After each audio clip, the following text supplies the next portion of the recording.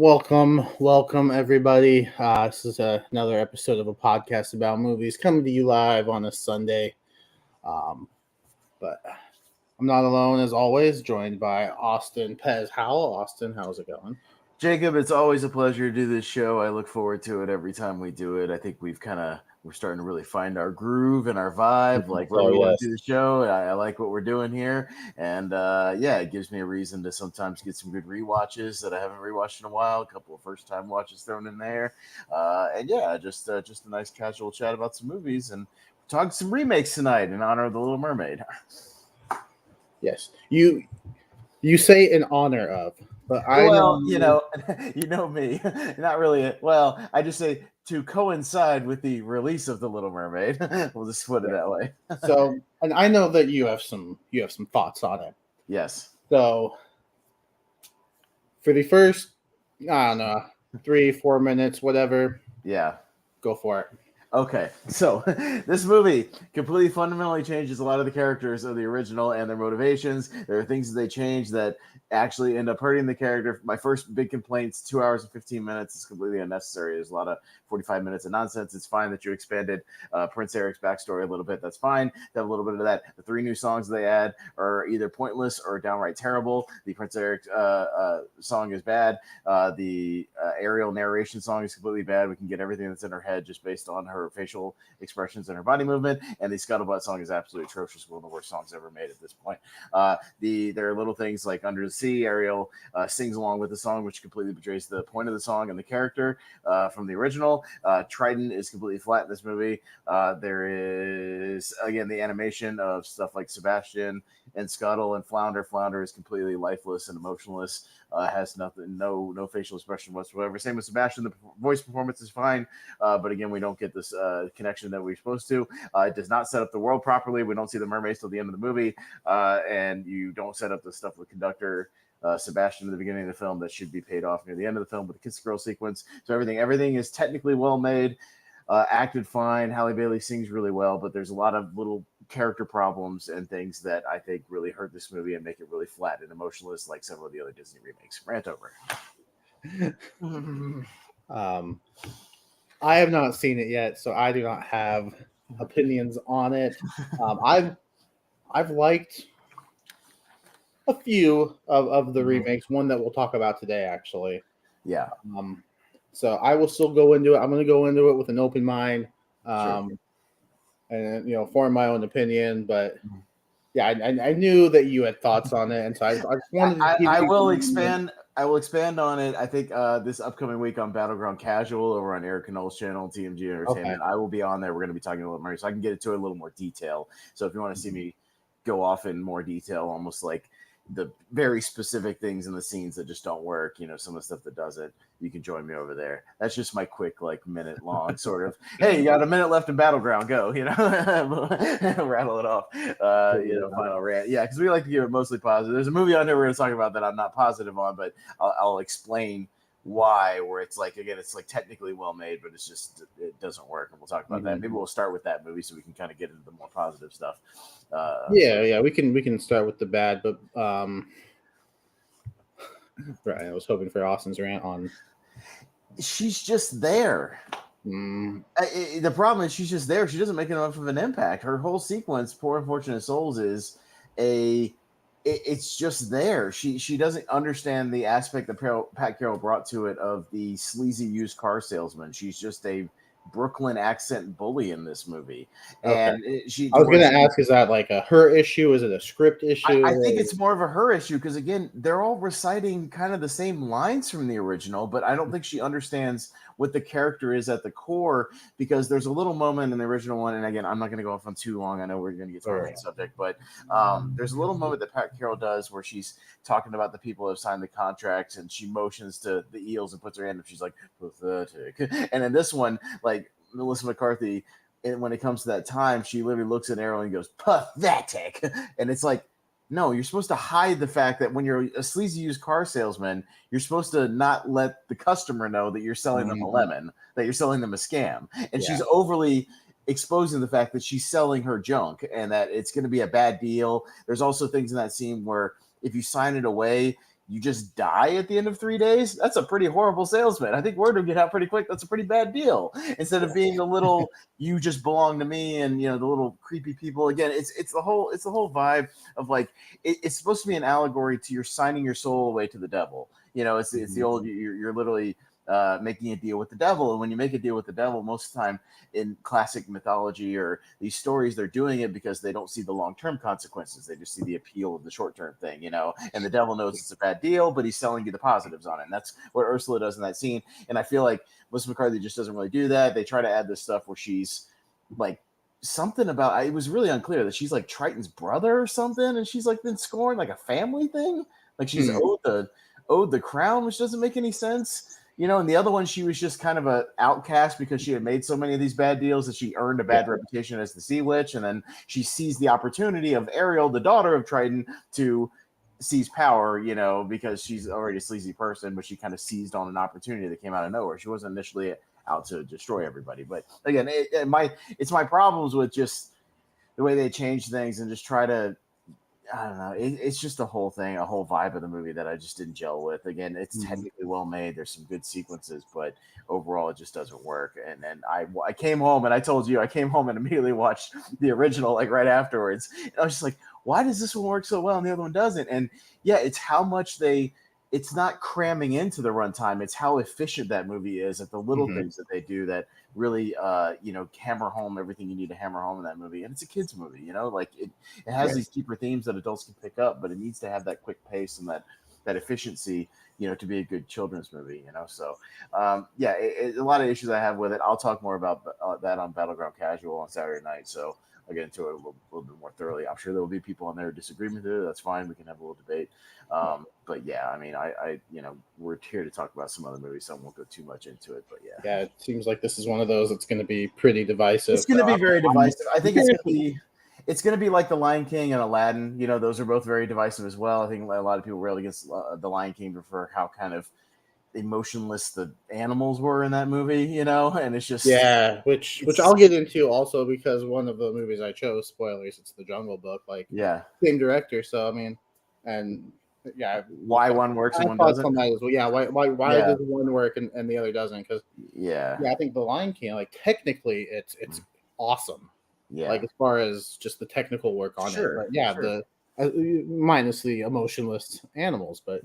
So it's same with Aladdin. Again, they bring in and it's not about like Will Smith versus nobody's gonna live with Robin Williams. It just is what it is. He's right. And I think Will Smith knew that, and he's like, "Well, I'm just gonna put my own spin on that." And that's fine. I'm not gonna try, and I'm fine with that. Again, I just think that movie's too long, too drawn out. It just drags. I don't think the world is very dynamic. There's just things you can do in animation that just don't translate well to sort of a real world scenario. They just don't. And they try to be, when you try to be too realistic, it's like there's a reason these are animated movies is you can be over the top and flashy and have expressions and things. There's things that's why animation works, and that as an animated guy, why something can work in that and why something, if you go more realistic, quote unquote, it just doesn't work. Yeah, like the friend like me sequence is going to work a lot better in animation, right? Because I just want to be can't wait to be king.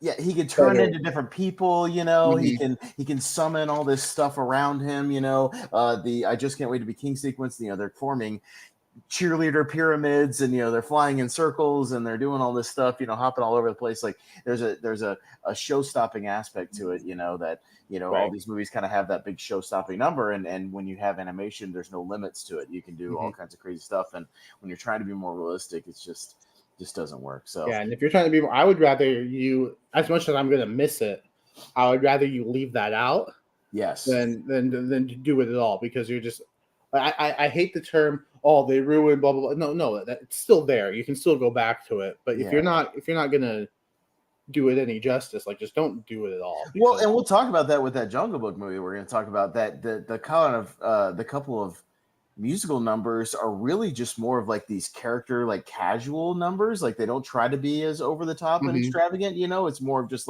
almost like they're conveying dialogue through the songs, and they're not trying to be big dance numbers or anything like that. We'll talk about that. Which we'll get. I have thoughts on that too, which we'll get into.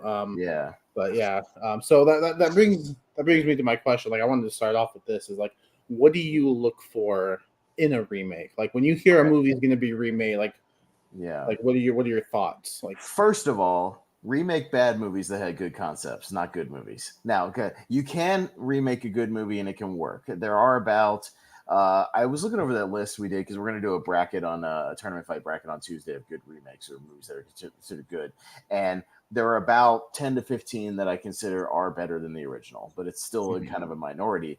But first of all, your criteria is you need to remake bad movies that had good premises or a decent plot that maybe wasn't full execution. That's your first thing. But if you're going to do one that was good, stick to the same general premise then, but you can put a different spin on it. You can put modern twists, but you need to still have the same kind of heart of the original or the same sort of the vibe or something like that. You need to kick it up a notch to a point that it's worth it. If you're just gonna do a pace by pace remake, as we'll talk about when one of these movies that doesn't work, then it's like what's the point? Like why bother? yeah, So I think the two horror movies we chose kind of fit that on each right, side. one is another, and it's like if you're gonna do something, either change the tone, change the goal of what you're trying to get out of it, change some sort of message in it or something. You need to do something drastically different to make it stand out, because if you're just gonna do these shot for shots or scene for scenes and you're not going to add anything dynamic to it, then it's like what's the point? One of my examples is Dawn of the Dead, the 78 one, and I like both the 78 one and the Zack Snyder remake, is that the 78 one does the slow zombies and Zack Snyder does the big one. So you're still doing the same concept of a group kind of stuck in a mall, still kind of a guy stuck in a mall trying to survive, but you change that dynamic, you speed it up a little bit, you expand the group just a little bit, you change the fact that they do this escape sequence at the end, which they don't really do in the original. You bring more of the apocalyptic nature of seeing more of the outside world with the Snyder one. But again, you're still keeping that core kind of story, but you're really still doing something different and making it stand out. You need to make it stand out to where it's not just like, well, again, if you come out of the movie like The Little Mermaid and you go, okay, but what was the point? Right. When I can go home and watch the original and get more out of that one, like what was the point? What did you do better? You need to do something better, than the original one. And something that makes sense to expand on, and not just expansion for the sake of expansion. So Yeah, which I think is the case for at least one of our movies that we'll talk about today. yeah, Potentially two. It depends on how you feel about the original. sure, But yeah, no, I'm kind of the same way. Like if I hear a movie's going to be remade, it's like, okay, well, what are you going to do that's differently. different? But Yes, are you also going to keep the same central story, the same central right. themes?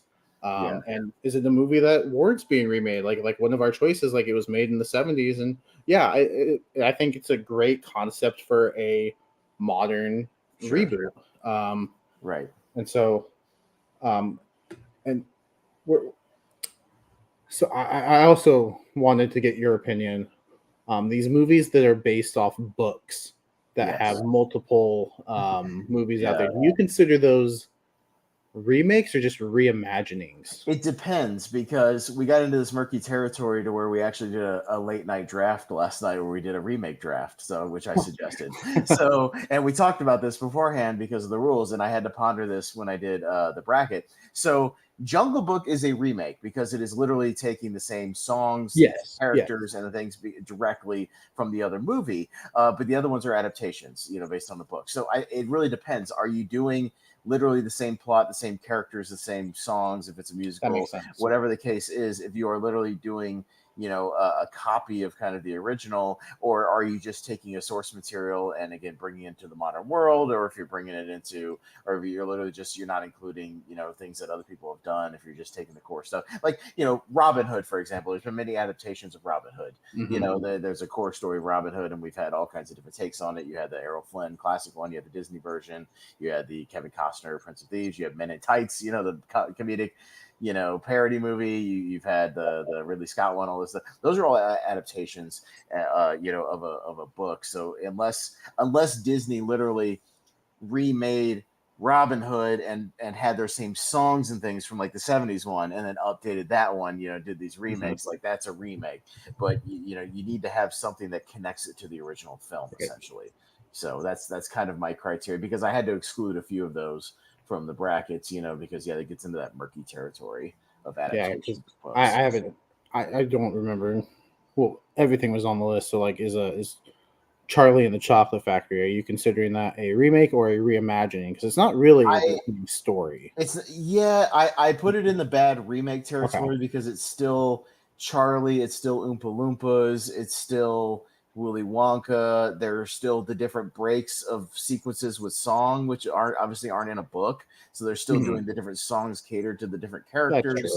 You know what I mean? So it still has that musical aspect to it. I think if they did a straight movie with no music, that would be more of an adaptation. It is a remake because they're still hitting those same beats that the original one did, and a little bit of the comedy, things like that. That's fair. So yeah, I know. I literally had to debate when I was putting all these together.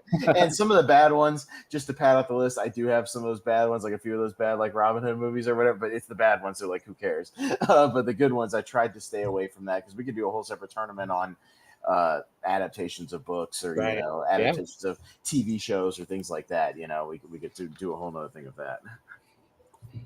I'm a little disappointed that it's on the bad remake. I actually don't. And here's the thing. It's more of a consensus thing.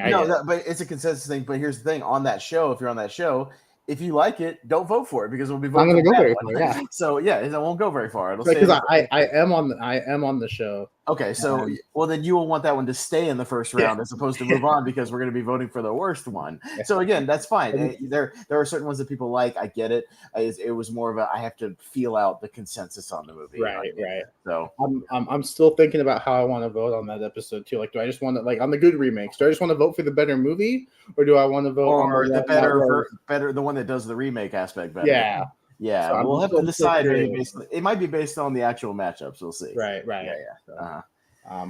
But yeah, no, this well, we'll get into our choices, and since we like to kind of keep it positive, and based off your initial reaction to the movie, I didn't bother renting this, so I haven't seen it. Oh, it's fine. Yeah, I'll talk about it. We'll keep that. I have seen the original because the original is great. Yeah, the original is excellent, and that's why. Again, it'll lead into one that doesn't work, and one that I talked about is like, what are you going to bring to the table? Well, in this case, it was literally Gus Van Sant had this concept of we're literally just going to do a shot for shot, but in like with modern actors and color, you know what I mean? And that's pretty much the only changes. Now it gets a little different in a couple of the sequences near the end where it's literally shot slightly differently, but the first hour or so is pretty much dialogue for dialogue, shot for shot. But again, what's the point?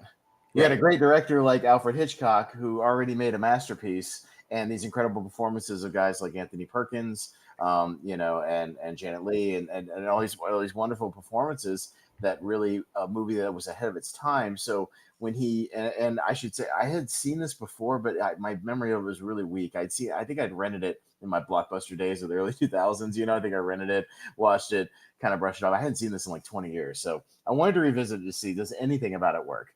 And I will say there are one or two things that work. A couple of the casting decisions. Viggo Mortensen plays this. I think it's the Sam Loomis character. Not the Sam Loomis. I can't remember. He plays one of the people that travels with Julianne Moore later in the movie to go find once Tia Leone's missing and goes to try to track her down. William H. Macy plays the private detective. I think that's the Sam Loomis character that is kind of trying to track her down when she's gone missing. So a couple of the casting decisions are fine. You know what I mean? I have no problem with those casting. Or not Taylor. What am I saying? Anne Heche.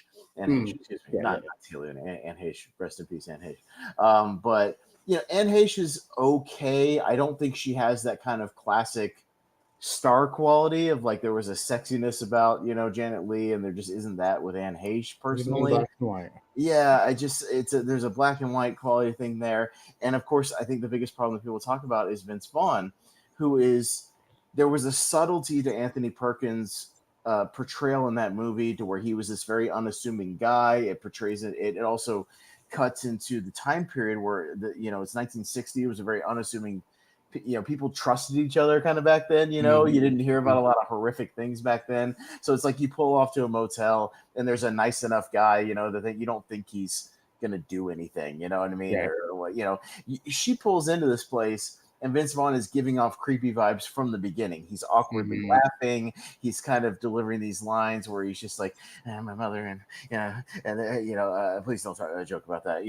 Like it's just, and he's also a big hulking dude. We saw that in Freaky. Like nobody's ever really used his size, but he's a very big guy. And which I just watched for the first time, by the way. And I loved it. Okay, yeah, it's great. Right, and they use his size well in that movie, because you forget how big that guy is. He's like 6'5". He's a big dude, and Anthony Perkins was tall, but he was very lanky and he was very kind of meek. You didn't get like a physical vibe off of him. So that when there's the sequence, hey Jordan, we're talking about the Psycho remake.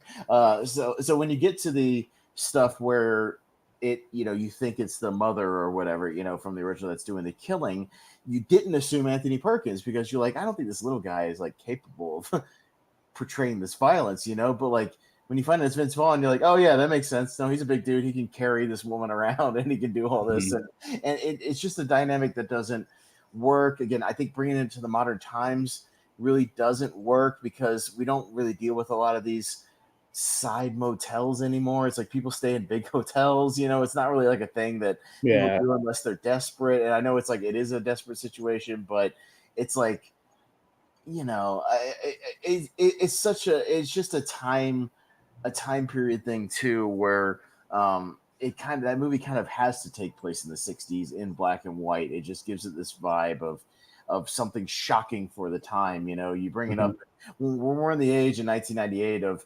Scream, and all these Halloween sequels and Friday. We've had all these slasher movies. It just doesn't have the same shocking effect. Have two people get killed, and not really in very graphic detail. They don't use the music as well either. They don't do the same music cues either. The music is really what makes that. When you actually do the shower scene, the original one, the music starts as soon as the curtain pulls back. It does the and they don't kick the music on in this one until like halfway through the shower scene. And part of the shock is the music thing takes you off guard as well, and that's also gets in your ear, and then it ends with literally toning back down and going dun dun dun dun, like it feels like a countdown sort of thing. Dies. There's just all these little cues that just don't work. So it's just a thing where I don't think it's like a technically like horribly made film or anything like that. It just goes to what I was talking about at the beginning of the show. If you're not going to bring anything new to it, then what's the point? It's completely point. This may be one of the most pointless remakes ever made. Like it's shot for shot. And Ebert said the same thing. You can read Roger Ebert's review. He gave it like a 1 star, 1.5 star, something like that. And he was just, the whole thing was he did the same thing I did with Little Mermaid. He went back home and he like rented the videotape of the original and was like, yeah, let me see like why this works. And it just does. And he talks about that in the review of just like, there's literally nothing new here. So what's the point if you're not going to do it better, and you end up doing it worse. So it's just, it's a fascinating case study. It's an interesting footnote in history, but it just doesn't vibe and it doesn't work. And I confirmed my suspicions in revisiting that it just doesn't. Yeah, when you had told me that you had watched both of your choices and one was great, I kind of had a feeling I knew which way it went. Psycho remake was amazing. It blew me away. It's like no. A horror movie remake that I think does work. Okay. Evil Dead, yeah. Evil Dead. So the original from 1981 with Bruce Campbell, and then the remake in 2013, starring people whose names I don't know, but they all it's some fairly unknown people, but directed by Fede Alvarez, who this was kind of his first really big movie, his big breakout. He's directed did Don't Breathe. He did a show on Apple TV Plus I have not seen called Calls. It's all these like phone calls about an apocalyptic event. I hadn't heard of it, but that's what he's been up to lately. He hasn't really directed a big movie as of late, but what's your history with this movie? You said you hadn't seen this one, right? I hadn't seen the remake. I'd seen the original a couple times, and I actually revisited that one before I watched the remake just to kind of refresh myself. And the original is great. Like if as someone who's just a casual horror fan, like I can turn that one on no problem and have a good time with it. It's not as the comedy isn't quite there as much as the sequel and then No, Army of Darkness, obviously. the sequel amps it up, starts doling out the slapstick comedy and a little more of the dark humor, and then Army of Darkness is a straight up just sort of action comedy. Yeah, it's almost not even a horror movie. Yeah. yeah. So yeah, and it feels like the 80s, which is really cool. I think it's got that kind of almost cheesiness to it, but like once the horror starts, like for the 80s, I'm sure it's pretty gruesome stuff. Like there's a lot of blood in the 80s version that I don't know why, like I just forgot how much blood there was. And it's once the the Book of the Dead or whatever it's called comes into play, and the I don't know what, they're not zombies really, but no, they're Deadites is what they're Deadites, called yes. in canon. It's the Necronomicon Ex Mortis, the Book of the Dead, and they raise the Deadites, essentially. The Deadites, which part of that's a little funny, like when she's stuck under the door, like some of the line delivery, it's a little funny, but for the most part, like it's just a straight horror movie, and I think Bruce Campbell does a phenomenal job in this movie. He does a phenomenal job in the entire series. And so when, and I didn't even know there was a remake of it, because like this is a franchise that I just come to recently. So, and I'm not a horror guy, so that kind of plays into it too. So it's like, I know I like the original. I've heard good things about the remake, so yeah, this is going to be my choice. I'm trying to broaden my horror horizons. So well, you can't just dive in and watch nothing but horror movies. You'll get burned out. You got to So I'm definitely not doing that, but tackle things here and there. Yeah, right. Which is why we have a whole anniversary series planned. So we'll a little bit of everything mixed in there. So it's good. But this remake though, like there's like no comedy at all, nothing uplifting about this one. There's a few like dark. It's the same thing. They throw in a couple of darkly comedic lines, because I think with the Deadites, one of the kind of traits of them is they're taunting. They taunt people. Especially when they get frustrated. Like you bet. They'll throw stuff out there. They'll kind of taunt people into kind of losing their cool.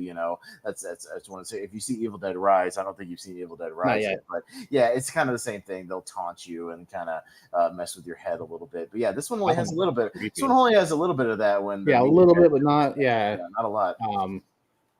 And I don't know, like the original felt like it had more of a sort of a supernatural thing to it too, like with the door lifting up and not really knowing why you go down. This one, they kind of the backstory is that Mia is a drug addict, and so these other four, her brother included, are helping her. And apparently when you're going through a withdrawal, your sense of smell gets heightened, because she's the only one that can smell whatever is underneath the house. And that's how they kind of discover it, rather than just the door lifting up, which I liked that change. Like I liked that they didn't just go a straight, 5 friends going on vacation, going to this cabin. Well, there's a reason they're there. It gives them a reason to also keep them there. It's like they have this thing of, no matter how much guy she freaks out or wants to go home, we cannot enable her, because once she gets out of here, she's gonna relapse. You know what I mean? So we gotta keep her here. And one of them is a nurse, so she's like, I can administer care and watch her symptoms. She knows how to deal with these relapse symptoms, so like it makes sense why they're isolated like that. I like that aspect. Which changes to the original that makes sense, story-wise, while keeping the same central story of them in a cabin in the woods, essentially, and then getting more isolated with the stuff that happens around them, like kind of like the original. Evil Dead 2 does the same thing, where he gets like a river gets like washed out, or a bridge gets washed out and he gets stuck. It's the same thing here. There's an insane amount of rain and they get washed out to where they're stuck, like literally. So but it's a nice change. Again, nice change. If you're gonna do a remake, get the same premise, change a few little things, that makes sense. you know, and Yeah. updated a little bit. That, Yeah, that like works. they kept the same stuff that happens in the forest, in the woods, Mm-hmm. um, which some of that stuff, man, Mm-hmm. that's a good, like now it's not as like shocking, Right. but I'm sure like in the 80s, if the woods are like doing horrendous sexual things to you, Well, they call one even not, in the movie The Cabin in the Woods. If you look on the bulletin board of options, there is an angry molesting tree, which is a straight they nod to chose Evil that in Dead, the Evil which Dead. which is a nod to the Evil Dead movies, and that aspect of it is what they call it. But yeah, I mean that's a pretty horrifying experience, and yeah, you know, Exactly. nature coming alive. Yeah, Yeah, because I feel like this one ramps it up, and this one is only rated R, whereas in the 80s it was NC-17. mm-hmm. So it's like the shock value is not there, but I do feel like they ramped it up. Like it's still kind of shocking, Sure. but it's not something that we haven't seen. Like it's getting to the point now where just about everything we've seen somewhere.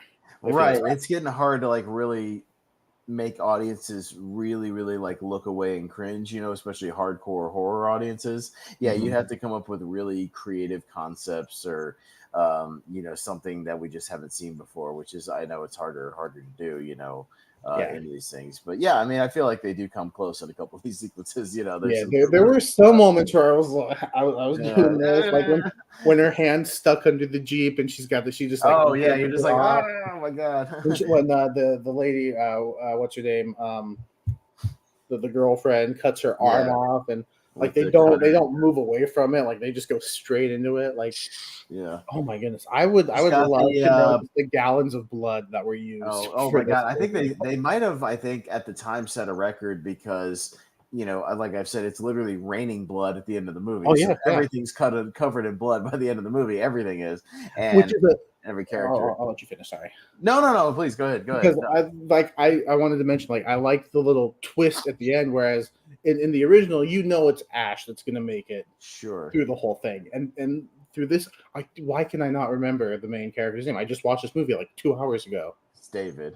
David, yes, David. I was like, Yeah, Drew, no, that's not it. I yeah, remember Eric, sure. but I knew it wasn't him. But David, yeah, you think he's going to be the one that makes it through the whole thing, and then at the end, spoilers if you haven't seen this 10-year-old movie, it's Mia, Yeah. and I truly wasn't expecting that. Well, and to me, Jacob, I hadn't seen this in 10 years. I saw it in the theaters. I've owned it. I just haven't had a chance to rewatch it. I had forgotten how they get there. So I had remembered, I was like, it does end with a girl with a chainsaw, right? And then when I Mia's love that they kept in. right, and but when it's Mia, the one that's possessed in the basement, and I'm like, she's the main character, right? The one who has this character. How do we get there? I had forgotten how we get from A to B as far as that aspect, because yeah, it does look like up to a point that David's going to be the survivor. He literally kind of survives everything. He almost kills the curse. He buries her alive, and I was like, wait a minute, he's burying her alive. What happened to the part where she's got the? Am I having this Mandela effect? Like this, like the whole movie is different than what I remember. You know, happens, and it's this guy. And no, they do a whole thing where yeah, he buries her alive. It kind of sort of goes back to normal. He's able to revive her, and she's okay. And then you know he has to kind of and then he ends up kind of sacrificing himself to like kind of blow the place up. You know, but yeah, Yeah, it's I like wasn't expecting Eric to come back. I thought he was gone. oh no, yeah, Eric comes back for a little bit, but then he gets possessed too, and he's yeah, it's yeah, nobody comes out of this unscathed. Let's just say everybody's pretty No. mangled by the end of this movie, including Mia. Yeah, like you said, she has to literally rip her own wrist off essentially, you know, after the Jeep, which was gross and crazy. She has the bit where she's possessed in the cellar and she takes the box cutter and runs it on her tongue, you know, that and cuts her tongue in half. Mm. That's brutal. The Yeah, I nail mean, gun, and they're just, oh my god, the nail guns, the boiling water, you know, in the shower. Yeah, I mean, there's a lot of like really brutal stuff. I mean, they definitely don't skimp. If you're a gore hound, like this is the movie for you. Yeah, it's yeah. where I remember speaking of Jordan in the comments, he was like, "Should I watch this movie?" I was like, you said you don't really like a lot of gore and blood, right? Well, it's pretty much one of the bloodiest movies ever made. You probably might want to skip this one. Yeah, I was glad I watched Terrifier 2 before, because that kind of, some of Oh, those prepped scenes you for kind of that? help Yeah, you prep for this, because sure. yeah, I feel like that's almost equally as bloody, especially Uh-huh. like the bedroom scene. Oh, Oh my 100%. Yeah, goodness, the bedroom scene. that kill scene is brutal. But yeah, I mean, but it does the brutality, but I think, you know, it kind of ramps it up enough to where you just kind of have to vibe with it and know that you're just kind of in for this crazy ride. And yeah, it doesn't inject the humor, but I think that's what again makes it stand out is that they don't kind of go for the slapstick humor. When she gets her hand possessed, it's like in Evil Dead 2 and Bruce Campbell gets his hand possessed, but then once he does that in Evil Dead 2, he does a whole Three Stooges thing. He's slapping himself, he's poking himself in the eyes, he's doing all this stuff until he cuts it off. He's doing a one-man show. But in this one, she just cuts it off immediately, before it gets too possessed. So yeah, they're not doing a lot of the jokes. There's a few of the things of just like, let me suck your cock, lover boy, whatever, like a few little things here and there, but it's more of just a couple of jabs. But again, I like that they made it stand out. They're like, let's go back and, Army of Darkness and Evil Dead 2 went so far off into comedy, like let's reel it up back and make an actual just scary kind of horror movie, gore-filled, more serious tone horror movie. But again, those, like you said, those character changes, the reason they're there makes sense and works. How they get stuck there, and then how they kind of progressively deal with it. The only thing that bugs me is the Eric dude like reading out loud the passages. Again, that's really stupid. Like, never read stuff out loud. I mean, what are you doing? Like, people do that in movies, and it kind of is what it is. But they do a clever way of doing it in Evil Dead Rise once you see it, of like how it audibly gets done. Like, okay. But yeah, I'm looking forward to it after watching this. Like, I'm curious to see. Yeah, it's a fun. Again, that one it's kind of in the same franchise, but again, they move the location, they change it up a little bit. They're stuck in a high rise that gets kind of cut off, floors up, they can't get downstairs and elevators, so it's a different kind of isolation where it's like, there's people all around, it's a city, but we're still stuck. It'd be like being stuck in a disaster or something, and it works. So I think you'll dig that one once you get a chance to see it. But yeah, for this movie, it's definitely a thumbs up. I enjoy this remake. Yeah, I mean, I prefer the original, but the remake it's not far off. It comes pretty close. Yeah, this is one of those ones like Dawn of the Dead. If I had to pick one of them, I picked the 78 one, but the 04 one is not far off. And for this one, I think if I had to rank the series, it would still be pretty high in the upper half of the series, like for sure. Like, I would definitely have it there. Yeah, like this is a franchise for me. Like, I've only seen the first four. I haven't seen Evil Dead Rise, but all four are hits. Like, there's no misses. It's one of the subtle, like, best horror franchises out there, because I don't think there's a single weak movie in the series, which is really something for a horror series, because usually there's at least one or two clunkers in every horror franchise. Yeah, like I'm just looking at I've only got a few horror franchises, but I'm looking at them. I've got The Conjuring, definitely some duds. Friday the 13th. Some duds. There's some duds. Sure. Halloween's got some duds. Yes. I haven't seen Leprechaun, but I've heard. Oh, there's plenty of duds for Leprechaun. Nightmare has some duds. Freddy's Dead, and part 2. There's some duds in there. Yeah, it's hard to get a franchise that really has like a whole bunch of solid entries. And yeah, even if one's not as good, I still would argue that Evil Dead is one of the ones that has stood strong as like every entry is worth your time, at least pretty good. So the two that are coming to mind right now are this one and Scream. I don't think there's a bad Scream movie either. So Scream is definitely in that contention as well. And funny enough, two franchises that had a release this year and are still going strong. So yeah, and doing well at the box office. So and right on cue. Yeah, no, Scream is definitely one of those franchise that I think you could argue does not have a bad. I know some people don't like Scream 3, but I love Scream 3, so I wouldn't consider it a bad one. And it's my least favorite, but that's really not saying anything. Like, it's all personal preference kind of a thing. Yeah. It's like saying my sixth favorite Scream movie. It's like my sixth favorite flavor of ice cream. I love ice cream. Yeah, and even franchise for me, like that I'm really invested in. Like Saw has a couple of clunkers lately. Like I'm not as invested. I wasn't movies. Wasn't big fan of Spiral, up to a point, like up to 6, I didn't think it had a bad movie. And the final chapter one was clunky, and Jigsaw didn't like. I mean, it's gone off the rails. But yeah, that's really hard to do with a horror franchise, and I think Evil Dead has succeeded in staying pretty strong quality-wise. I think also Fear. I don't know if you've seen the Fear Street trilogy on Netflix. No, I haven't. I think it's a solid trilogy too. I think it's one of the rare ones too, which is because all three of those were released within a week of each other. Yeah, a week each. Hmm. Yeah, it's funny that I'm recommending a horror trilogy to you. Yeah, I know.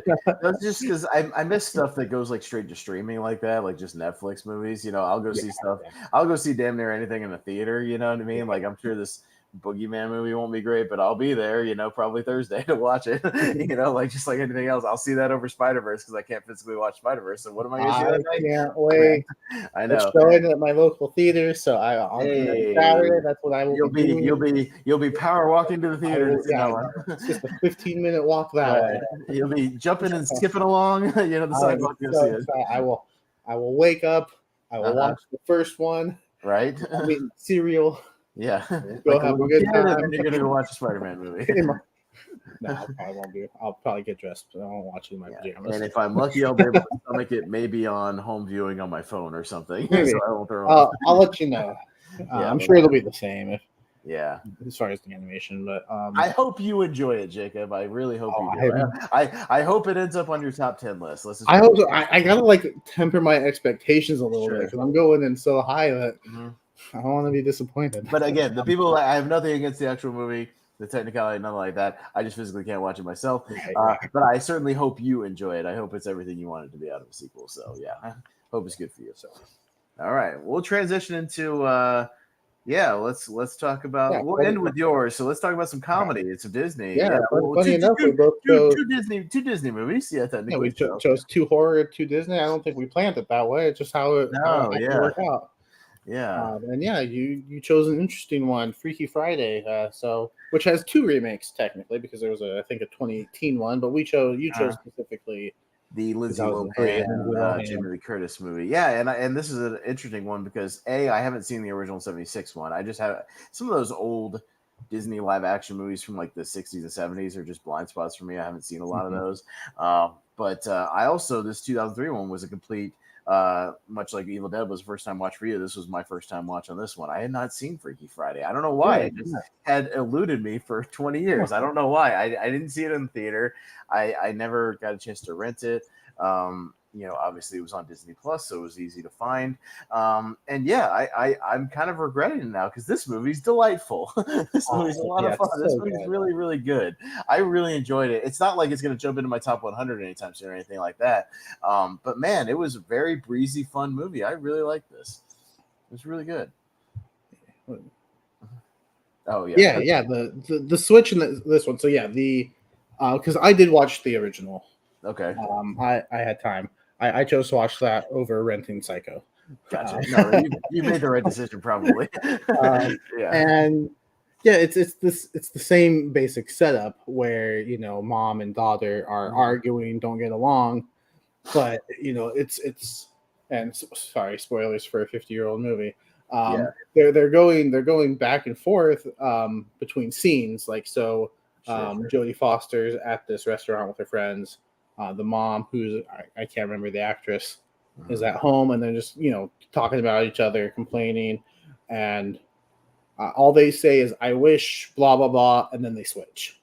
Yeah, that's like And it's eh, kind of dumb. yeah. Um, so I don't like that aspect of it. Everything after that, it's fun. It's Sure. the same kind of, but there's no interaction between them like there Mm, is in the remake, right. where they know that they're in each other's body and they can talk to each other, come up with a plan. There's no interaction between them at all while they are in each other's Wow. bodies. That's so odd. Um, Yeah.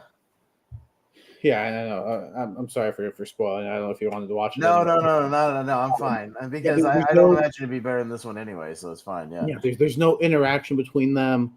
It's just kind of Jodie Foster going through her day at school Mm, while the mom is kind of going through her day at home with the younger brother, sure. and the husband who's kind of a douche. The husband does not seem like a good person. Yeah. So yeah, instead of a wedding, they're getting ready for some, like, the dad's some big corporate office guy, and they're getting ready for something, and he's telling the wife, "Oh, the caterer canceled, so I need you to cook," and the daughter's going to do this, and I need So this. the And he's daughter doesn't know how to do mom duties, right? Is that what it is? yes, the Yeah, mom, yeah, daughter doesn't have to do mom duties. Mom doesn't realize how hard sure. teenage school life is. Yeah, But yeah, no, there's no interaction between the two while they're in the bodies. They switch back where in the beginning they just switch their minds, right. where in the end they actually switch places completely, which doesn't make sense to me. Hmm. So yeah, so the mom, or not the mom, the daughter in the mom's body is driving to the lake where this event's taking place, Hmm. and the mom is or the mom and the daughter's body is already there because she's like doing like she's like Yeah. a jet ski water ski person, Hmm. um, and then they just end up switching after they wish to be back in their own bodies, Hmm. and yeah, it's so the beginning of the movie sucks, the end of the movie sucks, but the stuff in between is fun. It's Is kind of like okay. Yeah. it's okay. So like, it, Mm.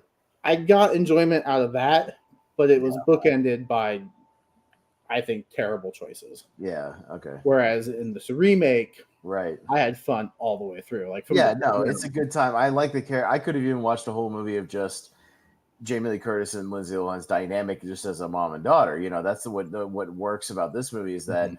I think you like the family dynamic anyways, with just in their normal bodies. You know what I mean? To where I could have watched a whole movie of her dealing with this new stepdad, or the potential stepdad, obviously with like the wedding coming up, and their dynamic and maybe coming to some kind of understanding. But yeah, I think once they do the body swap in this movie, yeah, with the sort of older lady at the Chinese restaurant with the fortune cookie, who the daughter is like knows she kind of has this power, and she's like, "Oh no, what'd you do again?" Like, no, don't tell me you did that. Like, to where she kind of knows, like when they come in later, to kind of confront them, what happened.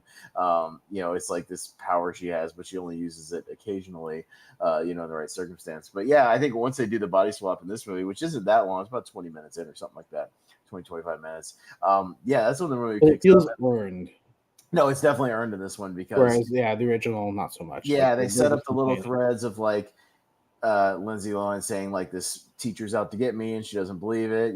This guy's, the stuff with Chad Michael Murray, they kind of set that up, and all the other things. She's got a book coming out. She's about to get married. So that puts like a clock on the thing also about them switching, because yeah, it's like Mhm. that would be really awkward if the daughter was in the mom's body and had to go on a honeymoon with the Oh husband. man. That would be a little awkward. So yeah, they're trying to figure it out as quick as possible. So that puts a sense of urgency on it. And yeah, and I think what makes this work is the acting ability of both the two primary actors, because I think Jamie Lee Curtis completely embodies sort of the teenage nature, and I think she's having a blast playing sort of this teenager stuck in an older person's body. Oh yeah. I think she's having an absolute blast doing the same thing. Lindsay Lohan, she's a good enough actress, especially around this time, to where she plays the stern, like, what are you doing? Get back in there. She embodies the Jamie Lee Curtis part of it. So it actually is fun to watch them do the dynamic to where you almost forget that they're swapped, which is the point of the movie. Like, if you kind of just buy into it, and you kind of forget that one is in the other body. They've done a good job of you kind of putting that out of your mind. They've done such a good acting job of convincing you of that, and I think that's what really works. And yeah, you actually get to see them interacting in between scenes, as well, kind of trying to figure everything out, but also, yeah, planning out, okay, I'll go take your tests. You go do this thing, but all right, just cancel this appointment, or deal with this in this way, deal with this in that way, whatever. Like you see them strategizing, like how they're going to figure this Mhm. out so they can, clear everything up. And yeah, Jamie Lee Curtis obviously gets to see that the teacher had a thing with her, so that's why he's taking it out on the daughter. I like Yeah. that kind of thread comes around. The concert scene is fun because she gets to see that Lindsay like really likes playing this music, and she just doesn't understand how much fun it can be, and when she kind of plays for her off on the side, that stuff is fun. Yeah, I mean, I just think there's a lot of really delightful sequences, and yeah, it feels earned once they finally kind of get each other, and do the whole like she does and how it works is like the speech at the sort of rehearsal dinner, Mhm. that I really love my daughter, or whatever. Then that's when it happens. It feels earned, like you said. It's not like the other one feels unearned. It's like this one feels earned when you've seen also how much they've gone through in like a span of like 2 days. Like it's a quick It's movie as far as like it only takes place over like 2 or 3 days, maybe I something like think that.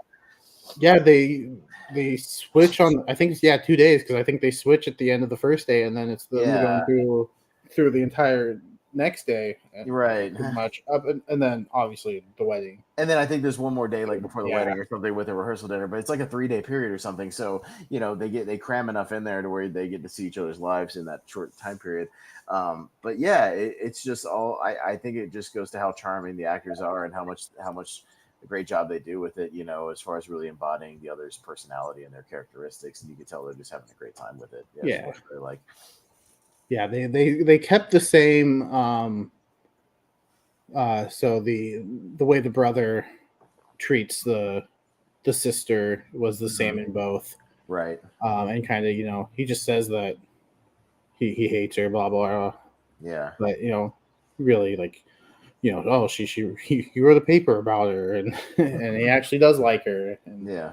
but it's just they're just having fun and Mhm. the dynamic between the brother and the grandpa in the remake is the same as the brother and the dad. Yeah. And so there are similarities, but they're pretty much they're fairly different movies. And Right. I think they did it right in the 2003 Lindsay Lohan, Jamie Lee Curtis, where because the way they get to switching their bodies and the way they get to switching their bodies back feels earned, Right. whereas in the remake or in the original, like I said, it just happens. Yeah. So it was a cool concept. I just think they lacked execution on the beginning and But like ending. you said, I think this new one, maybe saw that and realized that they didn't have scenes together. And the key is that they need to have those scenes together where they're bantering back Yeah, and forth and going, well, don't do that to my body. What'd you get that? Well, you got a haircut? Well, you're changing my hair. That's my hair. That's this thing. You can't drive. I need to drive. No, wait, but you don't have a license. Like this whole, it's just those little things. And even the stuff where the French Lindsay fries. Lohan Lindsay Lohan is going out with Chad Michael Murray in Jamie Lee Curtis's body. I thought was funny, and he ends up like falling for her. It's like this And whole she's just there. thing. I know, yeah. She's just doing her, She doing is so like. great. And you see her on the back of the motorcycle, just like embracing him on the back of the motorcycle. Like I thought that stuff was really funny. It made me laugh. Like I So thought it was great and kind of brilliant. I gotta ask because you said you had a Yeah. remake draft. Was Uh-huh. Freaky Friday chosen? I don't think it was, but it was close. We If you did had 10. so like if you had one Yeah. more I selection. probably would have taken it eventually. Okay. Actually, I might have. I did take it actually in the 8th round. Yeah, I think we did Oh, 10. did you? Because I did start Okay, watching it, so but I okay, think so I at think we that point it did. was only six, and I think I fell asleep. We ended up expanding it, I think, to 10, and I think I took it like 7th or 8th eventually. Yes, I did Okay, because I said, cool. yeah, a movie I came to release. I did draft it. So it was later because it's not one of my ones I've ingrained. That Right. it's like I drafted like Invasion of the Body Snatchers on the fly. Oh, As soon obviously. as I could. Yeah. Yeah, the one, the bangers. You know what I mean? Yeah. But I yeah, watched no, this is a the very first strong because movie. I came home because Yeah. I do game nights Saturday nights, and I came home and I started watching it, but it was like 11:30. Right. So Well, we ended I up think I doing. watched half of it and ended up falling asleep. It originally was only supposed to be. We did a team trivia match, and then I wrote a surprise ASAT. Um, for Henry, so we did that, and then he was like, "Well, everybody's here. Let's start doing some drafts." And we did like 4 drafts. we did a Oh, nice. re- That was the only one that was well, we did a remake recorded. one on camera, and then we ended up doing some year ones off camera. The Oh ones yeah, that those ones are same always fun thing. to do too. Yeah, so we did like 95 and 96 off camera, just Ooh. years. Well, So hopefully post those. I'm curious yeah, to so see that was the fun. We just did those, rattle choices. them off real quick. Oh, We ended up being yeah. up to like 3 in the morning though, so it was a long night. Oh, But yeah, Brian asked about this potential sequel that they're gonna do. It's interesting. I don't know. I mean, yeah, after rewatching it, I'm on board because yeah. if they keep them, but like maybe Lindsay Lohan's the mom now, and she has a daughter, Well, and if I was Jamie gonna Lee Curtis say is the Jamie Lee Curtis could grandma. be a grandmother, and we could kind of switch to where she gets into Jamie. I mean, we know obviously she can still do the over the top comedic stuff with everything everywhere all at once. You know what I mean? Like she's still got that thing in her. Yeah, the only thing I think of is if maybe Lindsay Lohan has like a rowdy kid or something like that. And she's not doing well as a mom, and maybe they flip flop, and she kind of put some of her mom traits, into the kid, for a little while, and they switch, and maybe she's dealing with the grandkid thing or being a grandmother to a bunch of other kids or whatever. Yeah, if they do more of a grandma mother thing aspect to it, instead of just a mom daughter, I think it could work. I'd be interested to see. I hate the fact that I think Lindsay Lohan's really talented. I think a lot of these movies she did around this time with this and Mean Girls and even that Love Bug movie she did around. I think a lot of them really charming. She has a great charisma. Um, she had a really good streak for a little while, and unfortunately, hey Wolfman, yeah, I think I'm always rooting for people like this who just have kind of fallen off, and it'd be cool if they kind of got a resurgence out of something or had a good enough project to do it. Yeah, Because I I mean, think Brendan Fraser came back. yeah, Brendan Fraser Jake came Long came back. back. Yeah, I'm always rooting for these people, to Yeah, come back and do something cool. So I like to see it. If she could, if it led to she that, I think it'd be all right. she had a Christmas movie on Netflix, which I Yeah, didn't hear bad things about. right. So I think she just had a couple of unfortunate decisions. She did that like it was like Just My Luck or something with like her and yeah, Chris I Pine. know who So, killed me or something like yeah, I that. know Kill Me is a very bad sort of confusing horror thriller movie. It's just not very There's a few good. good things in it. Yeah, she just made she just I think once she got out of her sort of teen to early 20s cute phase, I think people just kind of moved on to other stars, other actors because I think it's Yeah, just whatever. next one up. Yeah, She was a child star that just didn't quite make the transition, but again, I think if they go back to something that she was really good at, I'm not opposed to it. You know what I mean? If it's done correctly, yeah, we'll see. I was interested, and the fact that it's 20 years later, it could work if they at least, like we said, maybe change it to like a she's a mother and Jamie Lee's the yeah. grandmother. 'Cause she was what 15 in this one, 15, 16. I think the character age, yeah, The character, I yeah. think she was like 17 when she filmed it, or 18. But yeah, the character is like 60. So if you age it up, maybe she's in her like she is right now, mid 30s. Maybe she's 35, Yeah, 36 got now. has a preteen maybe. Yeah, Jamie Lee's obviously she can just play what she is in her 60s, sort of a thing. Yeah, the kid, the Bring back brother. Mark Harmon. He was really good. Yeah, Mark Howard is the kind of stepdad guy. Yeah, he's I think he's still working. So yeah, why not? Very supportive stepdad, and Yeah, he's a good dude, and it's like she's not against him inherently. She just doesn't want to marry the guy. Obviously, I wouldn't want to either because it's not my man in my relationship. But yeah, I think yeah, that and works. You can bring back the kid, obviously you probably have to recast, but the little brother, growing up, of course. So, everybody could be brought back, and I think it could work. I was trying to see who directed it. It's a guy named Mark Waters, and I was trying to see if he's a guy that's like still working. If he would be. He did. He's All That.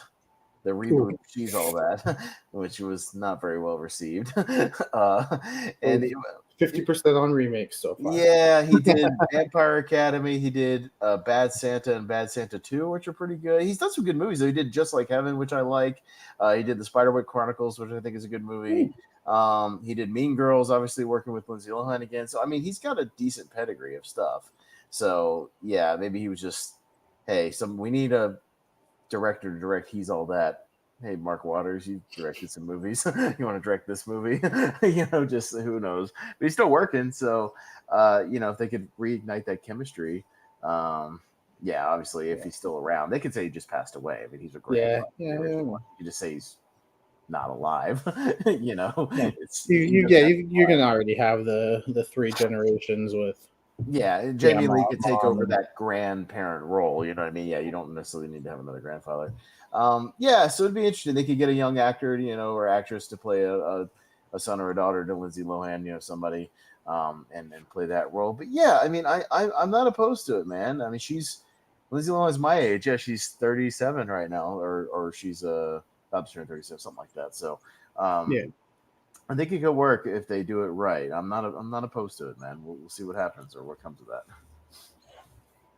Yeah, so I'm glad you chose it because rewatching it, Yeah. I had a blast. Well, with no, and I had a blast watching it for the first time. And again, I'm kind of kicking myself now because I'm like, why did I sit on this movie? I should have watched this a long time ago. I really should have, but I just didn't. But yeah, I very much enjoyed it. It was very delightful. I had a good time with it. So, and I wanted to mention, yeah, I texted you about the girl from Brink. Oh yeah, now like 25 who plays like in one of real life her in this movie. plays one of her high school friends, but she also 5 years earlier had played one of Brink's high school friends in Brink, and she's still playing a high schooler. She's just one of those actresses. It's kind of like how you remember Zachary Ty Bryan from like Home Improvement? Yes, and then in In Tokyo Tokyo Drift. Drift, he's still playing Yeah. a high schooler like 10 years later. I was like, bro, like, what are we doing? You're like 30. Yeah, he's one of those Which, guys. by the way, is just about to turn on TNT, Tokyo Drift. Oh, However, I've got I to love switch it to Tokyo Double Drift. or Nothing because the buy-in is about to Right. start. But I like Tokyo Drift, a much Oh simpler yes. Fast and Furious movie. I yearn for the days of simple Fast and Furious movies nowadays. That and Too Fast, Too Furious. But yeah, no, if you didn't have to watch the AEW show for sure. But yeah, definitely recommend for Freaky Friday. I need to rewatch Mean Girls as well. Mean Girls is one I haven't gone back to in a long time. So that's one I'm also due for a rewatch. But yeah, so solid remake that does different things from the original in positive ways, then and definitely a positive remake for sure. Oh, they've got the buy-in panel of Renee Paquette and Mm. Paul White and Stokely Hathaway Oh, great. and some other guy who I can't see. But All right. yeah, we'll move on to the next movie, the last movie. Mm-hmm. Another Disney remake. This one, a live-action remake. Yeah. The Jungle Book, which I think I've heard people say, Cinderella might be their favorite, might be the best. This is my choice. I really and the original is a movie that I really love too. Like I just think it's Right. just a fun, story. This kid in the jungle, going through, and then just kind of feeling out of place, but trying to find his place in the jungle, but realizing, hey, maybe I do have to go back to the man village. Right. Fun characters, Baloo, Bagheera, not in the remake, but in the original, the vultures. Yeah, Ka. Just a lot of fun characters and just a fun, 80-minute movie 80 with minutes, actually 78 minutes. Man, really. Oh, okay, that yeah, is incredible. It's an hour and 18 minutes. That original one is, man. yeah. Those movies back then were just so short, but so well, and mostly it was because for anybody who needs a little context, a lot of the reason why these kids films were so short is because when you actually go to the theater back in the 50s and 60s, they would play extra stuff before the movie. So you would actually go there. They would have a newsreel for the adults that were bringing them. They would play kind of a newsreel because obviously not everybody had a television, or you maybe only had a radio or something. So you get to see some news footage. You do a news footage, you do a cartoon before even the animated feature, some kind of goofy cartoon if it was Disney or if it's something else, maybe a Looney Tunes cartoon, something like that. And then it'll be a whole big thing. And then you get the actual feature presentation, which is why now you said the credits. And now for our feature presentation, because they would play stuff beforehand and then get to the feature presentation. So that's why a lot of these movies are really short, because you had to kind of work that into the schedule of the cartoons and the newsreels and things like that. It was kind of a big event. Yeah, but this remake is one. Yeah, I've watched this quite a few times. Rewatched it for this because why not? It's a movie. It's a movie. It's a movie I enjoy. Yeah, and I think this is a case of them getting it right, because I think they added enough, but they kept the same central story. Right. But adding enough just to make it different. Like where The Lion King, it felt like it was just a shot for shot with an added song by Beyonce, because you had Beyonce in the movie, and of course you're going to have her do a song. Sing. Yes. But no, like the story here, it still works. It's about Mowgli, and Shere Khan doesn't like men because of what they've done to him, and so he has to leave, and it's about him going through the jungle with Bagheera and Baloo, and all the same stuff is there, but it's done just a little bit differently.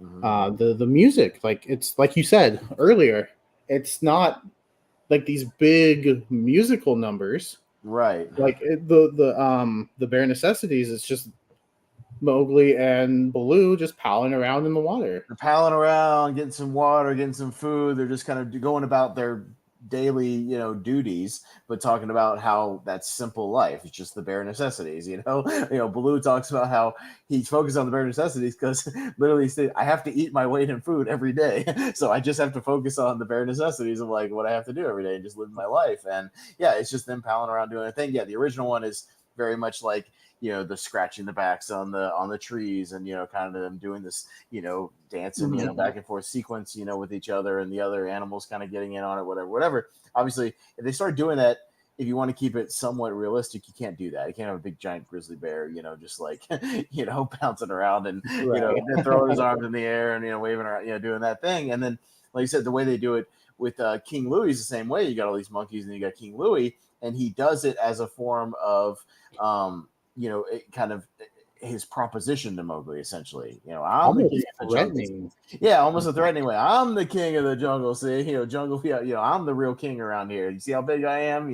See all this And he's kingdom I huge. rule. Oh, he's a big giant. I forgot how big he was in this movie. Good lord. And they even kind of imply that he doesn't move around that much because when he goes to get up, there's like hair that sticks to the. Yeah, he kind of struggles like I do when I get up in the morning. It's like, oh yeah, I don't really want to get out of my seat, but yeah, it's like he's because he doesn't need to. Everybody brings everything to him. They bring all the food to him. He kind of does his thing, but you do believe what he says that if Shere Khan were to come for him, I'm pretty sure King Louis could smack him around because he's ginormous. He's like a King Kong looking dude. He's huge. Yeah, I believe he could protect Mowgli For sure. Yeah.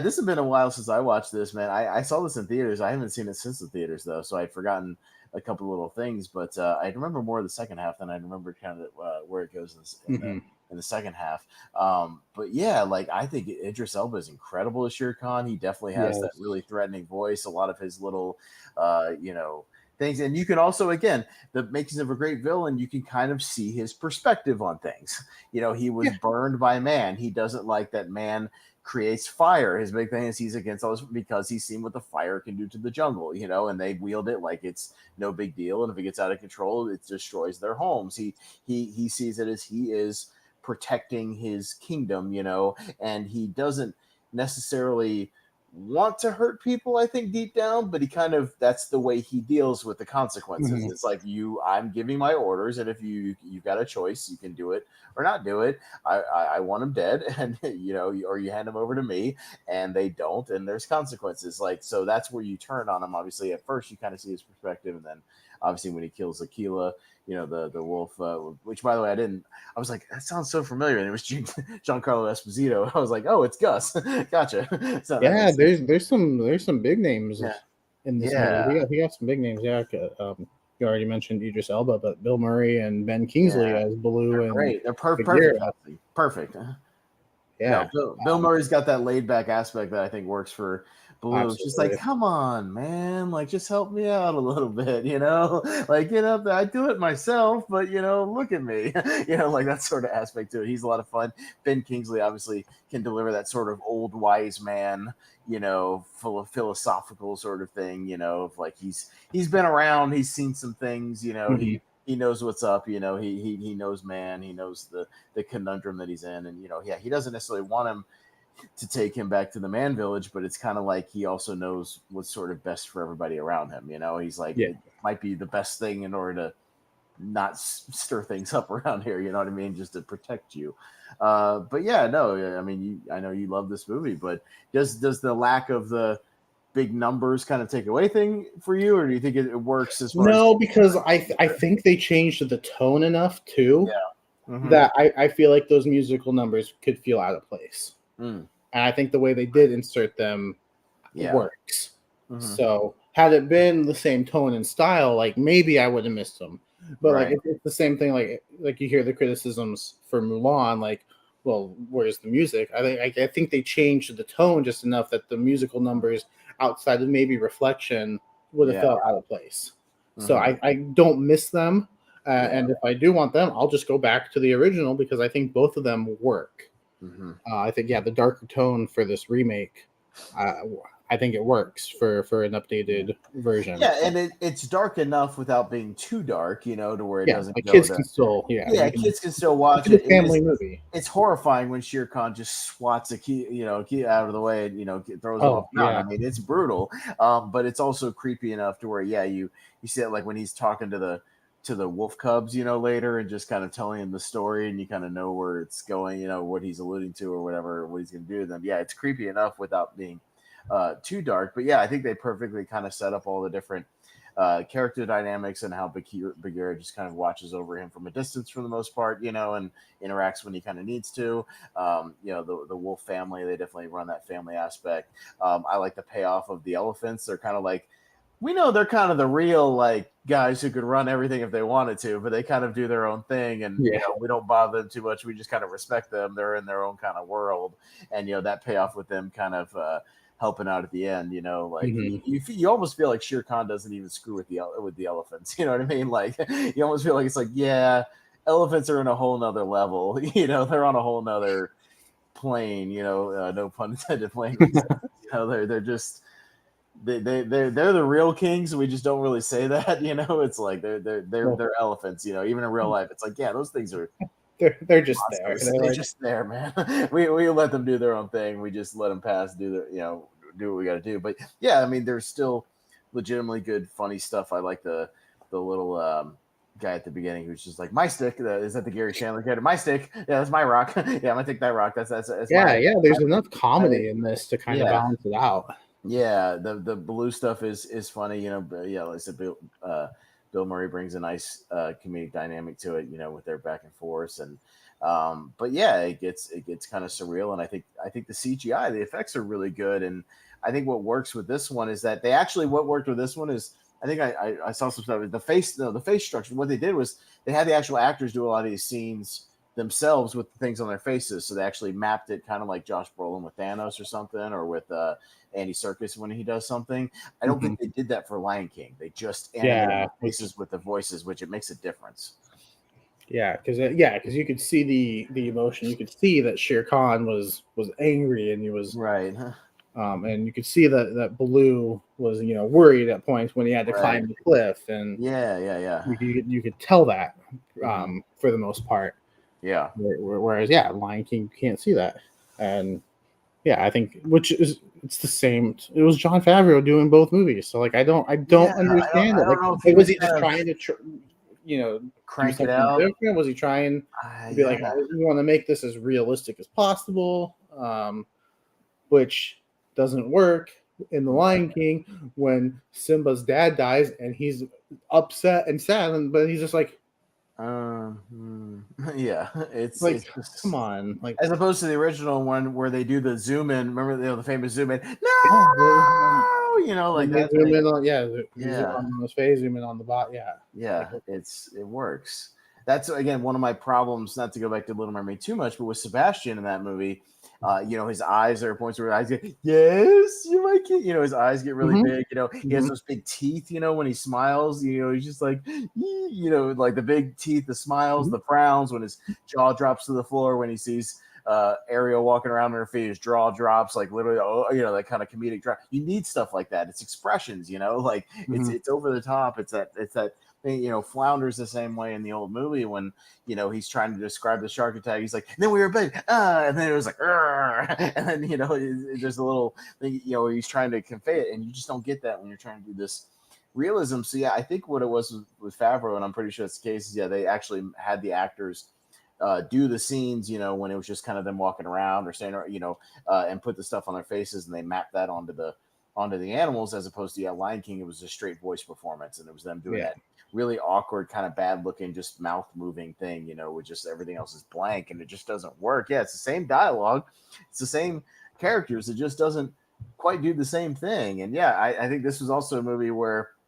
like you said, you can expand a little bit on the Mowgli backstory and kind of imply that he had a dad at one point when he was a baby, and he did come from this man village, and there was something with him and Shere Khan, where they kind of encountered before. So there is a backstory there that they kind of talk about, and that works. Again, it's not too long; it's an hour and 45. That's fine. about half an hour more, A half but an hour longer, yeah, but it's a little more setting up that family dynamic, with him and the wolves, and the stuff that the mantras that they do and all that. So I'm fine with that. It's good character expansion, that's probably kind of needed, especially when you go back and watch that original. Yeah. yeah, and I think the only thing, that I don't necessarily like, but I also don't dislike it was the use of Ka. Like they do the whole hypnotizing Yeah, thing, but right. in the original, like he's around a lot more. Right. He And in kind of this one, bounces. it's just He that bounces. scene, and Yeah, then he he's bounces in and out gone. of the movie in the original one. He just pops in and then turns the eyeballs, does the little purple and yellow, like little flashy hypnotizing thing or whatever. And yeah, this one it's just like, yeah, he just stumbles into kind of her territory, and then she's just hypnotizing him because she's about to eat him. You know what I Yeah, mean? Like it's maybe Scarlett Johansson had to get back to yeah, she only had filming 2 or 3 Captain days. America. Right. Yeah, she only had 2 or 3 days to work on this one. So yeah, it's weird because it kind of comes out of nowhere. It's not a bad scene No, inherently. Like yeah, it's interesting, and she does a good performance while she's there.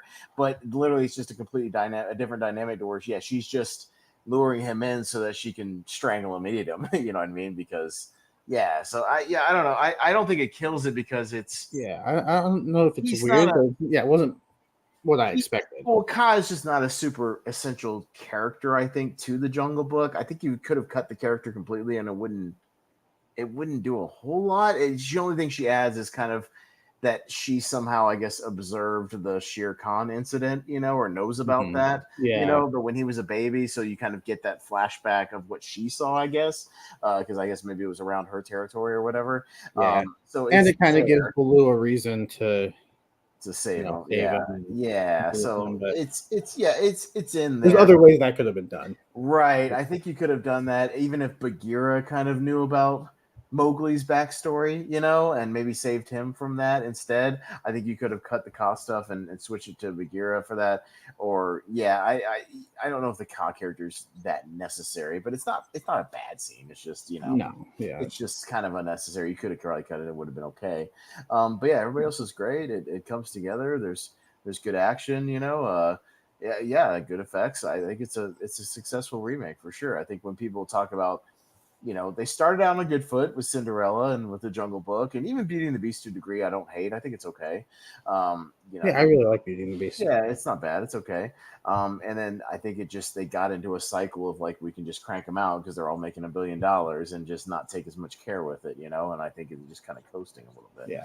Well, and they're also, because you're always going to compare to the original. You You're have to. always going to, It's you and have to. so yeah, when your next two in a row, you have Aladdin and The Lion King, which are regarded as two of the best animated, Yeah. not just Disney, but Yeah. just two of the best animated movies. Period. Like, of course, you're going to draw criticism, and when you don't display that emotion in The Lion King, or you have somebody like Robin Williams to live up to, like, yeah, you might draw some criticism that you don't like, and sure, some of it might be unfair on the the genie part because it's not the same performance. Sure. But the criticism is going to Well, be there, I and no think comparisons. Jacob, I think it goes to what we were talking about, kind of to take it back full circle at the beginning of the show with remake these movies that had maybe you could add a little more to it that had potential but aren't as widely regarded as these amazing films because I think they started on the right foot. You do another adaptation of Cinderella. Okay, I'm cool with that. The original Cinderella is like it's a good movie, but would it be one of the greatest of all time? Probably not, but I think you could do that and update it to with people and update the effects and things like that and it could work. Jungle Book, another movie that I people like generally, but when people say the greatest animated movies of all time, probably not in there. I'm sure again you like it. I'm sure a lot of people I'm like a it. lot higher on it than most. Well, I'm sure, yeah, but Yeah, even you could. It's probably not regarded as like a yeah, top no, 10 of all time. Like there's a room for expansion and room for change. oh, absolutely. Where I started to have reservations is, or they even did Pete's Dragon. Remember where I was like, okay, I could see that because Pete's Dragon is kind of a forgotten Disney movie from a bygone era. Like okay, Mhm. yeah, bring that in, update. That's fine. But yeah, when it started to kind of when you're digging into the movies that are literally millions of children regard as maybe and people that are now adults regard as like those core four is what we're talking about: The Little Mermaid, Beauty and the Beast, Aladdin, Lion King. Of like, man, those are the movies that just really brought um, Disney back into prominence and really just took the world by storm. It's like Hmm. you're that's a tall task to take on. Like these are Yeah, movies that are almost considered pretty perfect. yeah. And what they are. So it's like, what are you going to really bring to it that's going to again improve upon the original? And it's like you're tackling some rough territory there. I think where you're getting risky. So yeah, if they did Snow White, that's fine. Yeah, that movie's like 85 years old now. At this Right. point, So I'm so okay with that, but again, they're probably going to do something goofy with like the dwarf aspect, and like, oh, the as long prince. as they don't go the Tim Burton route and make them all the same, look the same. Right. And like and what are they going to do, because there's all these weird things with those old movies. It's like, oh, the prince kissed her without consent, even though it's like a true, like it's going to get into weird territory where I don't know Well, I'm how they're going wondering to if they did that in like Maleficent. It kind of looks like Uh, I can't remember now. I don't remember. I saw it once in theaters and I forgot about it Okay. like right afterwards. So yeah, I don't know. Yeah, the Lion King prequel stuff. If it's in that same style, I don't need it. If they're just gonna do the same, Well, I type don't of think, yeah, because I don't mechanics. think it's John Favreau. I think it's Barry Yeah. Jenkins. Okay. Is that the Um, Moonlight? Is that the yeah, that's Moonlight Moonlight. guy? Yeah. So I who don't knows? know. Hopefully they bring back the technology that they used for Jungle Book. Sure. Maybe they heard what the fans had to Yeah. say. I mean, do those forgotten movies. Do Oliver and Company. Do The Great Mouse Detective. Do like, the Sword in the Stone or something. Black Cauldron. You can do these movies that are kind of like aren't regarded as some of the greatest of all time. Maybe they just didn't quite live up to their potential. Again, maybe some people like it. I'm not saying they don't, but maybe they have good concepts that you could, improve upon. There's room for improvement with those, Oh yeah, Jacob. Like I think there's room there where it's like, let's tackle those movies if you want to bring those into modern times. The ones that didn't quite work and set the world on fire. Let's yeah. do that. I have a list that I think should Sure. be or could be remade, You and I got it. think You we're got gonna it do on. that. Rattle it off, man. You're the So animation guy. it's Yeah. I think they could do something fun with Atlantis. Okay. Yeah, for I sure. think Treasure Planet could be a lot of Oh fun. yeah, that could be a great like sci-fi space adventure movie for sure. Um, Yeah, definitely. the Hunchback of Notre Dame, I think they could Right. do. Because Whereas that I was because Hunchback has been done in that universal horror kind of aspect. You know what I mean? It's been done before. So like if you do mhm, that, I think you could bring it into the live action. It would make sense. And again, that one, we love that movie. Don't get me wrong. Like that yeah. movie's great. But again, it's not. It's kind of one of those black sheep of Disney that's forgotten about. So yeah. Sorry, I was confused because Taz and Excalibur are actually ringside at the announce table and not by Weird. the Oh, by the rampway. by the stage. Sorry, but yeah. So yeah, Atlantis, Treasure Planet, Hunchback. I think Meet the Robinsons could be a fun remake. Okay. And the Black Cauldron. Well, and I even said you could do Pocahontas because they've done live stuff with Pocahontas, kind of, but not really dove into that. And especially if you want to do, a movie where you get a big Native American cast, like that would work perfectly into that story. You know what I mean? Like I think even Pocahontas Who could work. who was the girl from Prey? From Prey, yeah, get her to be Pocahontas. Problem solved. Get half the cast of Prey to just be in Pocahontas. You know what I mean? Like you can just bring that whole cast over, and I'm fine with that. Like have them speaking that language for part of the movie too. Like in those things, and then just get somebody to play both the governor and the John Smith part, and you're good to go. So Mm, yeah, I mean, I think a Pocahontas movie could work. I don't think I need another Hercules movie, but if they did it, sure, whatever. But yeah, I don't need another. There's been enough bad Hercules adaptations. But yeah, there's those movies that I think it would work better in this format. I think you need less animals. This animal thing works occasionally, like it does with Jungle Book, but it doesn't always work. So yeah, let's get one that's more human centric. yeah, which is Um, why I think Oliver and Company would work because you see dogs all the time. Like there's sure, that's not hard to do.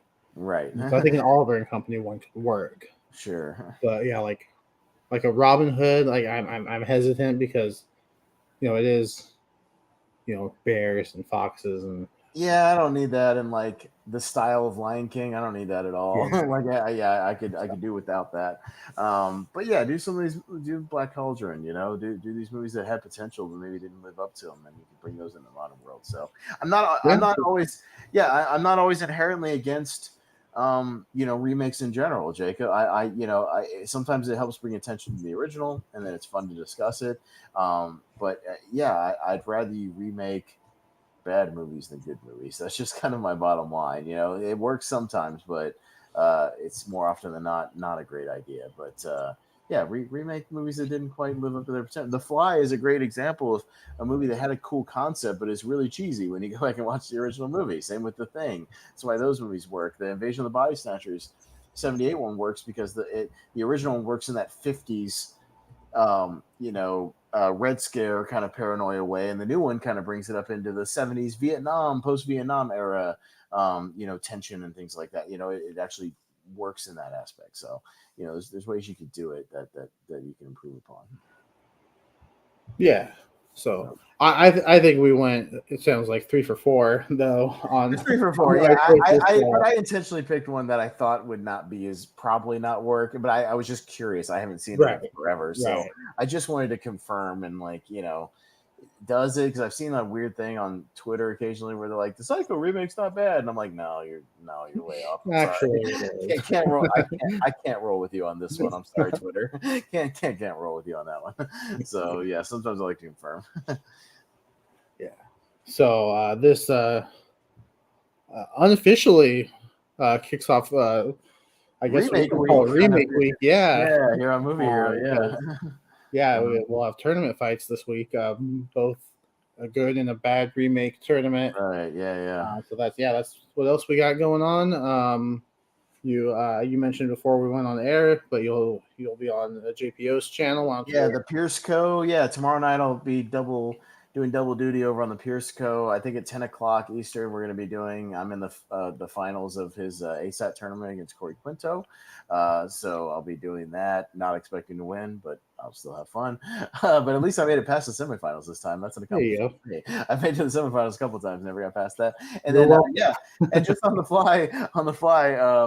JPO asked me if we wanted to do a quick countdown afterwards, so you can stick around on that if you're still up. And we'll be doing a countdown for the movie I'll be seeing this weekend. That you'll be seeing a different movie. I'll be watching The Boogeyman probably, but it's PG-13, so we're going to be talking about our top 10 PG-13 horror movies. So it'll be, again, kind of the same thing. One a kind of genre that gets or a rating that gets hated on for horror, but like we'll be talking about ones we really like that are Yeah. PG-13. That work. I'll So we'll probably talk be watching for some recommendations. look for some recommendations. Yeah, I don't know. It'll probably be stuff you've probably already seen for the most part, but I'll try to at least throw a few in there. But yeah, we'll be doing that, and then we've kind of mapped out our next couple of shows, and I think we've got it down. So do you want me to pull that out? I've got it Yeah, pulled yeah. up. Pull Yeah. it up. So in I'll be 2 honest. weeks, I forgot which one we had first. no, it's fine. So 2 weeks from now, roughly, again, either Saturday or Sunday, we'll kind of decide the day of. Yeah, we're jumping. We're in the midst of. It feels like a big summer blockbuster season because there's literally something big coming out every week for the next probably 2 months. There's a big movie. There's like so we just said, Little Mermaid. We got Spider Verse. We've got Flash coming up. We got Indiana Jones. We got Transformers. I mean, there's a bunch of stuff coming out in the next couple weeks. So we're fully kind of back in the rotation of summer blockbusters. And why not talk about the one that kind of started the term summer blockbuster, Jaws? And since we do the multi-movie thing on the show, we're going to talk about all 4 Jaws movies, the whole franchise. Yeah, we're going to talk all of them. So yeah, we'll talk obviously probably very, very fondly of Jaws because I love that movie. I'm sure Jacob loves that movie. I We're love both it. big But fans the of that other three will movie. be first time watches for me. So I have seen them and you have not. So that I should have be not. Yeah. interesting because I think it's a mixed bag. I think Jaws 2 is a solid movie. It just has a tall tale to take up, coming after Jaws. It's not Right. Spielberg. It's, some of the same cast. It's a decent follow-up, but we'll talk about maybe why it doesn't work as well as the original. And then yeah, they get into some goofy territory. Yeah, Jaws 3D, which is in the middle of that 3D craze in the 80s. You have Jaws: The Revenge, which is kind of an infamously bad movie, but kind of a fun, infamously bad movie. So I'll be interested to hear your take on that one. And it's fun. So yeah, we'll talk about the whole franchise kind of in general. And then since the schedule is going to be a little weird because we want to do a halfway through the year on July 1st sort of maybe our favorite movies of the year so far kind of Mhm. show, literally July 1st, like right smack in the middle of the year. Right now, yeah. Well, what's our, and it happens to be on a Saturday. So our favorites of the year so far, we'll kind of talk about the year of 2023 thus far, which I think has been a pretty good movies for year. I've enjoyed it for the most part. I'm looking at my ratings. I have way more positives than I have negatives. So I think it's been a pretty good year for I've really, chosen to stay away from movies that I'm pretty sure I won't like. right. With the except I did watch the House Party remake though. So Okay, I haven't watched that yet. I need to watch it before that show so I can at least talk it, because maybe we'll talk about our favorites of the year and maybe a couple of the worst movies of the year we've seen so far, maybe just to and balance it that's the out. only new one that I've watched that I haven't liked. So Right, yeah, I've seen more movies, so I've got a few of them, but yeah, we'll talk about that. But the week before, since there's that'll be a 2 week after Jaws, we're just going to do one of our casual shows that we don't need to prep much for, another blind wheel, which is fun. yeah, We have a good time with those. I've got yours ready. I got Hey, a horror sequel nice. wheel ready. And Jacob told me he wants to do animation that's all post 2000s. So I'll put Yeah. together a post 2000s wheel of animation for him. So yeah, we're gonna do one of our blind ranking shows, which we've had a really good time with. And yeah, I don't know if we'll end up doing the follow up show. We might or might not. We'll see. We could probably do that maybe a month later, because we've already got a couple other things wrapped out. We want to do Mission Impossible in July to coincide with the release of the new one. Jacob wants to dive into that franchise and really fix those blind spots he's got of those Tom Cruise movies. Got a lot of blind spots. Yeah, but that's going to be a fun watch, man. When you dive into it, there was some great movies, so we'll talk about that. And so maybe the week after that, we don't have anything scheduled as right now. We'll come back to the blind reel thing and do the same thing we did last time. We'll pick 4 of the leftovers and we'll throw them into a wheel, and or like you said, the numbers that we pick, and then an extra leftover maybe from the wheel, and we'll just talk about 4 random movies. So 2 horrors and 2 animateds, and we'll do one of those. That was a good time last time. We had a nice mix of movies last time. We did, yeah. It was interesting, yeah. Yeah. So yeah, we've pretty much. I think we've got all the way to because that's October planned. Something like that. We talked about different themes we're gonna do, and we'll talk about that. So it should be fun. So that's what's happening in the immediate future, and then also come back on Thursday, Mhm. the Lonely Marks. Yeah. Find out who won the Double or Nothing predictions, because we already know who won the Night of Champions predictions, and it wasn't me again. Well, I don't think it was. I was one off. I went 6 for 7 again, but somehow Richie went perfect because I didn't think they would pull the trigger on Oscar. I didn't either. Oh well, and I was the lone one who said they might pull the trigger on Roman and Solo winning the tag title. I thought they were going to at the end, and then they swerved. Yeah. All right, but we'll get into that on Thursday. So yeah, we'll see who. So yeah, Richie's already got one in the bag for that. We'll see what happens with this Double or Nothing. Which that prediction show for me was just like, I don't know what's going on in AEW right now, so I'm just picking who I think might win. I don't know. We'll just see. So yeah, it could go either way. We'll find out. Yeah, we've got the Hardys and Hook and versus Page and the Guns going on right now. Oh, okay, makes sense. We'll see if we all start 1 for 1. Yeah. All right. Yeah. So come back Thursday if you're a wrestling fan. Obviously, if you're watching, you're a movie fan. And Wheel of Movies will be starting up on Wednesday here on the Movie Heroes channel. So we did. Jordan spun his wheel, his big, massive 1,500 movie wheel. Can't even read the title. He did it on camera. It's kind of a blur of spins, but he did it on camera. It's legit.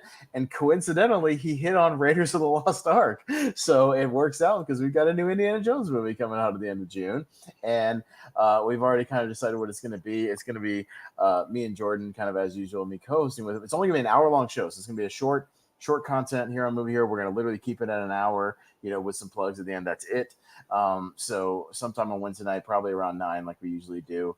It'll be me, Jordan, and we're trying to get Richie, speaking of Richie, on the show because he famously here on Movie Hero has never watched the Indiana Jones movie. So we're going to put him on there and make him watch it, damn it. Watch Raiders and join us and talk about it, because it'd be cool to get his perspective too. Somebody coming to it for literally the first time, so. Right, yeah, that's always fun.